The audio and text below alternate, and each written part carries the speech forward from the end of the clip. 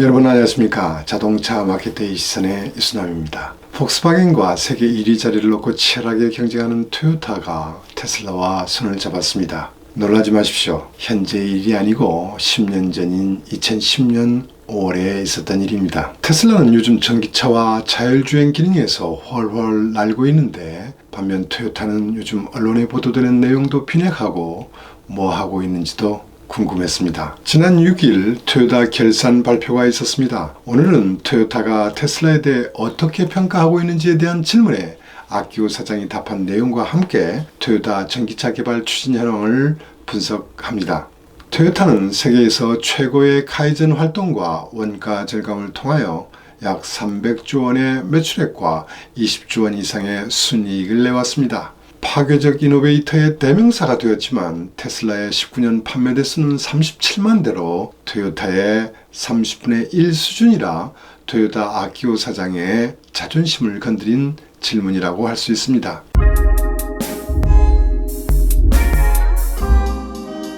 지금 테슬라는 토요타의 시총을 초월하고 있지만 어려움에 처해 있을 때 토요타의 출자를 받으면서 도움을 받은 적도 있습니다. 10년 전에 있었던 제휴 내용은 크게 세 가지로, 토요타는 테슬라에 5천만 불을 출자하여 테슬라 주식의 3.15%를 획득하는 것이었습니다. 두 번째는 토요타와 GM의 합병 공장 누미의 토지와 설비의 일부를 테슬라가 구입하는 것이었고, 세 번째는 전기차와 그 부품을 개발하는 합병회사를 설립하는 것이었습니다.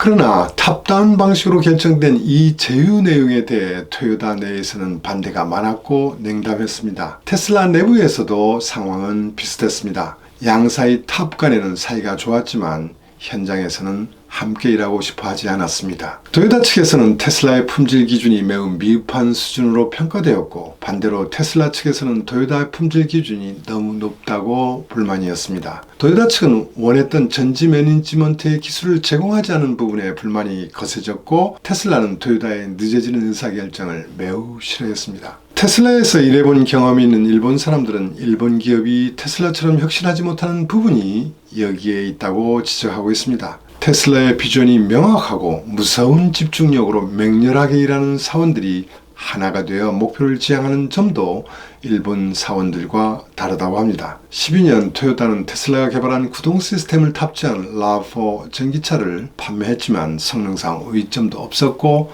판매 대수도 늘지 않았습니다. 부품 구입 비용, 인건비, 애프터 서비스 비용을 고려하면 토요타는 큰 손실을 봤습니다. 여기에 일론 머스크는 토요타가 역점을 두고 추진하고 있던 연료전지차 퓨얼셀 비클을 가리켜 퓨얼셀이 아닌 풀셀, 멍청이 전지차라고 헐뜯어버렸습니다. 이런 상황이 되면서 토요타는 14년부터 단계적으로 테슬라주를 되팔다 17년 3월 말 전부 매각했습니다. 현재까지 팔지 않고 전 주식을 보유했다면 그 가치는 6조 원 이상이 되었을 것입니다.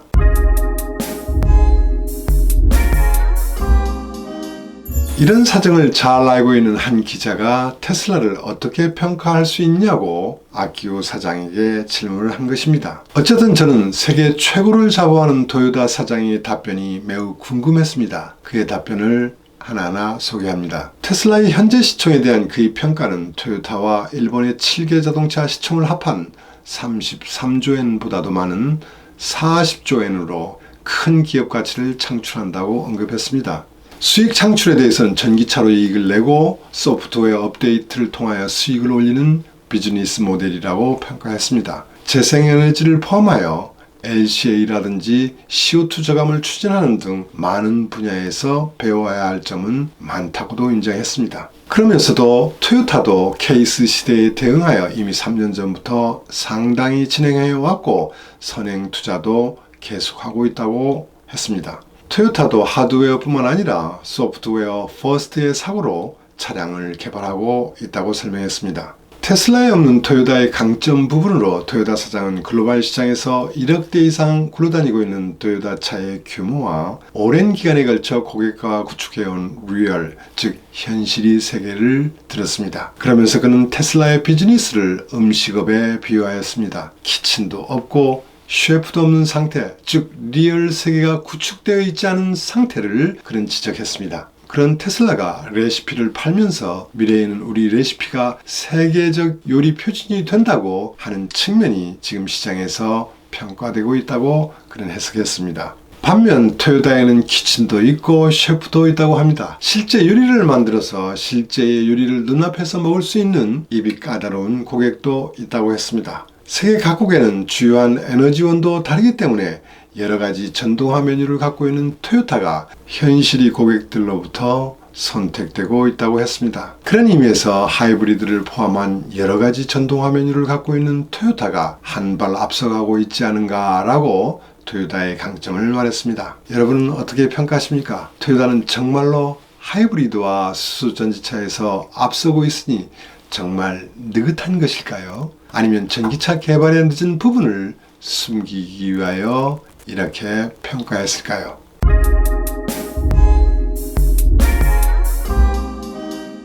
앞에서도 말씀드렸지만 요즘 토요타가 폭스바겐과 GM 등과 비교했을 때 전기차 개발은 하고 있는가라는 의문이 들 때가 있습니다. 2015년에 발표된 토요타 환경 챌린지 2050이 토요타 전동차의 비전이라고 할 수 있습니다. 17년에는 이 전동차 비전을 달성하기 위한 구체적인 전략이 발표되었습니다. 2025년까지 전 차종의 차종별로 최소한 하이브리드, 플러그인 하이브리드, 전기차, 수소전지차 중 하나를 적용하는 전략입니다. 또한 2030년에 하이브리드, 플러그인 하이브리드 450만 대, 전기차와 수소전지차로 100만 대를 판매한다는 계획이었습니다.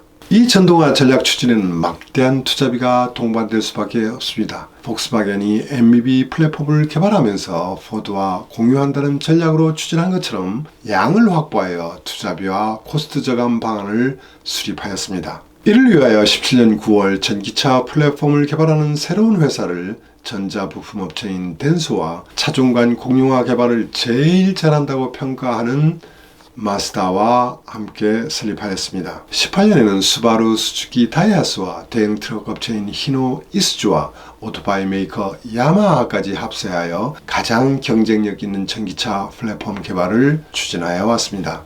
그러나 17년에 수립되었던 글로벌 자동차 판매 목표를 1년 반 후인 19년 6월에 5년을 앞당깁니다. 이 배경에는 두 가지 큰 요인이 있었습니다. 각국에서 환경 규제가 강화되면서 법규 대응만을 위해서도 상당한 전기차의 판매 증가가 예상되었습니다. 또한 전기차 확대에 걸림돌이 될 것이라 예상했던 배터리 생산 능력이 한국과 중국을 중심으로 급속하게 확대되었기 때문입니다. 5년 앞당겨진 목표를 달성하기 위하여 배터리 조달 전략부터 수립하여 19년 2월에 파나소닉과 함께 합병회사를 설립하기로 합의했습니다. 이외에도 프리머스 EV 에너지사를 필두로 GS, 유아사, 토시바, 토요타 자동직기 등 일본 내 업체와 조달 체제를 구축했습니다. 중국 시장 대응을 위해서는 CATL과 BYD와 이미 조달 계획을 확정한 상태입니다. 전기차 개발도 서둘렀습니다. 토요타는 2020년 중국에서 CHR 전기차와 렉서스의 UX301을 출시했습니다. 글로벌 시장을 대응하기 위해 25년까지 10개의 전기차를 개발합니다. 토요타의 새로운 전기차 플랫폼을 활용한 글로벌 첫 차는 지금 수바루와 공동으로 개발하고 있는 첫 미디엄 SUV가 될 것으로 보입니다. 토요타의 전동화 기술과 수바루의 올힐 드라이브 기술을 활용하여 개발되고 있습니다. 컴팩트 전기차는 스즈키와 다이하츠와 공동으로 개발하고 있습니다. 올해 말에는 수소전지차 미라이의 풀 모델 체인지와 함께 다른 메이커들과는 달리 초소형 전기차가 출시됩니다. 놀랍게도 이 초소형 전기차에 토요타의 최근 전기차 전략이 다 담겨 있다고 합니다. 다음 영상에서 분석하니 기대하여 주십시오.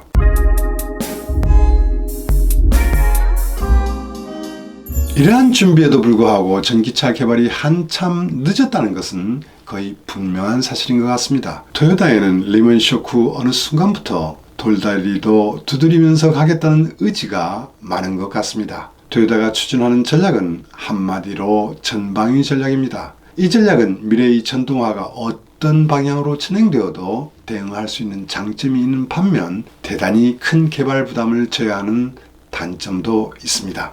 토요타는 경영의 우선순위로 안전, 품질, 판매량, 수익이라는 개념이 근저에 깔려 있습니다. 품질과 안전에 대한 사내 기준은 어느 업체보다도 높습니다. 최근 BMW, 현대, 포드, GM 등이 전기차 화재와 리콜에서 보듯 배터리 안전 문제는 계속되고 있습니다. 또한 배터리의 열화 문제도 전기차를 구매하는 고객에게는 중요한 이슈가 되어 왔습니다.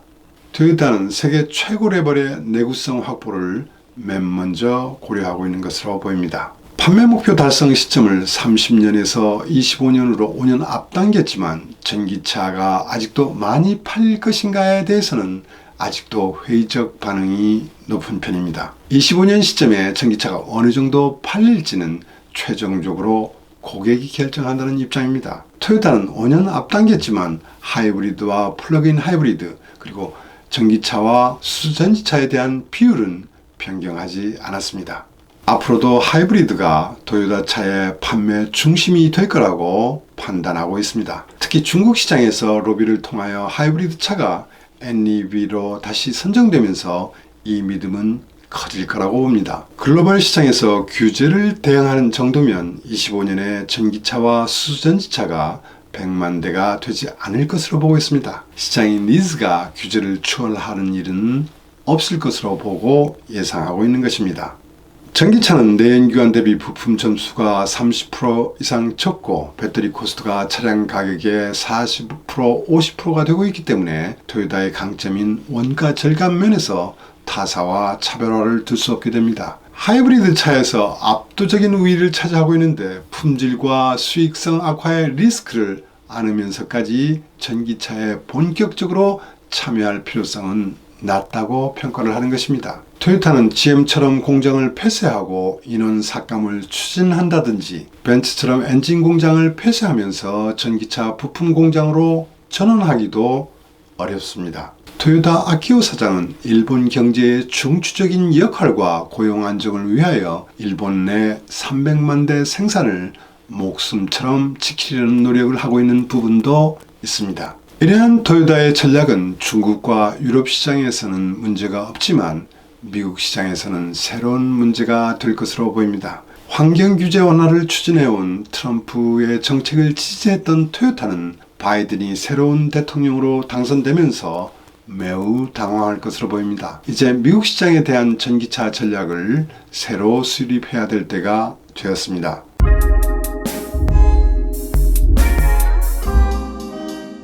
현대기아차는 토요타 대비 한 발 앞서 이 GMP 플랫폼을 활용한 전기차 개발을 하고 있지만 토요타보다 더 큰 도전을 해야 하는 상황으로 보입니다. 쪼그라진 중국 시장에서의 전략이 아직도 명확하지 않습니다. 토요타처럼 미국 공장에 전기차를 생산해야 하는 과제도 갖고 있습니다. 유럽이 LCA 규제까지 대응하려 한다면 국내 공장의 공동화 현상이 발생할 수 있습니다.